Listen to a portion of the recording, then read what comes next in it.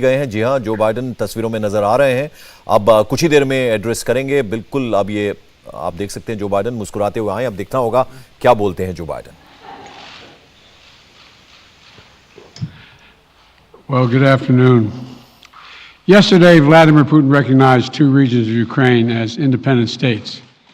And he bizarrely asserted that these regions are no longer part of Ukraine and their sovereign territory. To put it simply, Russia just announced that it is carving out a big chunk of Ukraine. Last night, Putin authorized Russian forces to deploy into these regions. Today, he asserted that these regions are actually extend deeper than the two areas he recognized, claiming large areas currently under the jurisdiction of the Ukraine government. He's setting up a rationale to take more territory by force, in my view. And if we listened to his speech last night, and many of you did, I know, he's setting up a rationale to go much further. This is the beginning of a Russian invasion of Ukraine, as he indicated and asked permission to be able to do from his Duma. So let's begin to, I'm going to begin to impose sanctions in response far beyond the steps we and our allies and partners implemented in 2014.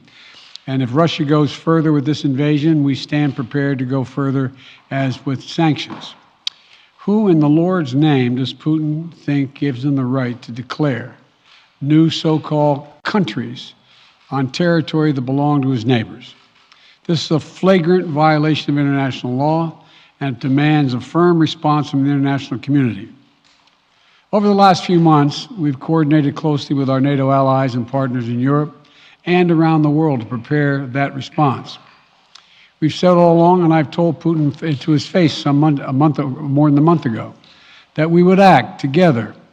And the moment Russia moved against Ukraine, Russia has now undeniably moved against Ukraine by declaring these independent states. So today, I'm announcing the first tranche of sanctions to impose costs on Russia in response to their actions yesterday. These have been closely coordinated with our allies and partners, and will continue to escalate sanctions if Russia escalates. We're implementing full blocking sanctions on two large Russian financial institutions, VEB and their military bank. We're implementing comprehensive sanctions on Russia's sovereign debt. That means we've cut off Russia's government from Western financing. It can no longer raise money from the West and cannot trade in its new debt on our markets or European markets either. Starting tomorrow and continuing in the days ahead, we'll also impose sanctions on Russia's elites and their family members. They share in the corrupt gains of the Kremlin policies and should share in the pain as well. And because of Russia's actions, we've worked with Germany to ensure Nord Stream 2 will not, as I promised, will not move forward. As Russia contemplates its next move, we have our next move prepared as well.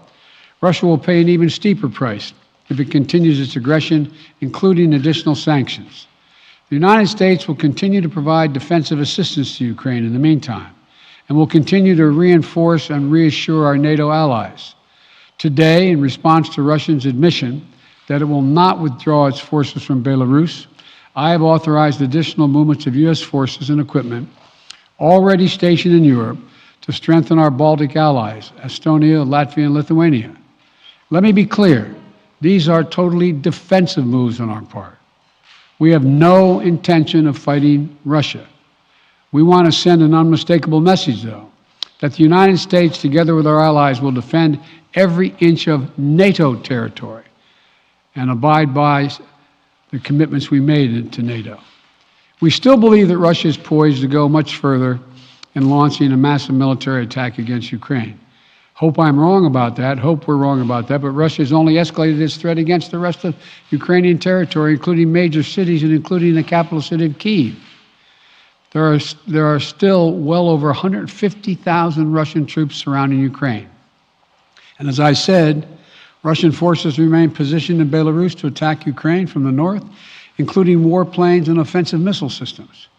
Russia has moved troops closer to Ukraine's border with Russia. Russia's naval vessels are maneuvering in the Black Sea to Ukraine's south, including amphibious assault ships, missile cruisers, and submarines. Russia's moved supplies of blood and medical equipment into position on their border. You don't need blood unless you plan on starting a war. Over the last few days, we've seen much of the playbook that Secretary Blinken laid out last week in the United Nations Security Council come to pass. A major increase in military provocations and false flag events along the line of contact in the Donbass.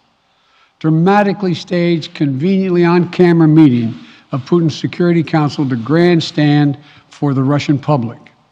And now, political provocation of recognizing sovereign Ukrainian territory as so-called independent republics in clear violation, again, of international law.